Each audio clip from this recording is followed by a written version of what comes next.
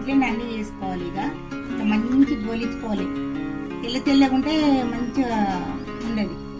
మంచిగా గోలించుకోవాలి. ఇక gold colour వచ్చినందుకు గోలించుకోవాలి. మంచిగా ఉన్నారా? ఇగో నేనైతే పిండి ఓడప్పలు అంటారు ఇవి, మేమైతే ఓడప్పలు అంటాము. అర్ధ కిలో పిండితోని బియ్యం పిండి ఏం కలపలేదు, బట్టి బియ్యం పిండి 2 గ్లాసులు చేసిన. ఇలా శనగపిండి లేదు, ఏ పిండి లేదు, ఇట్లా చేసుకొని బాగుంటాయి. మనం దుకాణంకి వెళ్ళి కొనుకొచ్చుకుంటే ఏం మంచిగా ఉంటే ఇట్లా చేసుకోవాలి. ఇలా ఏం పిండి కలవలేదు, వట్టి బియ్యం పిండి 2 గ్లాసులతో గిన్నె అయినాయి. ఇంకా కొన్ని రుచి చూస్తామని తిని చూసినారు వీళ్ళు పిల్లలు, గిన్నె అయినాయి 2 గ్లాసులకు. నూనె కూడా పట్టది. మంచిగా చేసుకొని ఎప్పుడన్నా వీళ్ళు ఉన్నప్పుడు చేసుకొని చూడుండ్రి. మేమైతే ఇట్లనే ఇట్లని ఓడప్పలు అంటాం.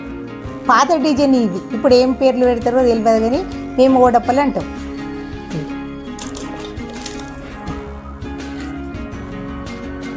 మంచిగా ఉంటాయి, చేసుకొని చూడుండ్రి.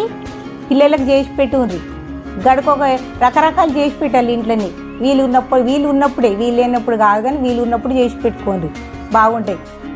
చేసుకొని చూడుండ్రి. మీకు నచ్చితే కామెంట్ పెట్టుండ్రి.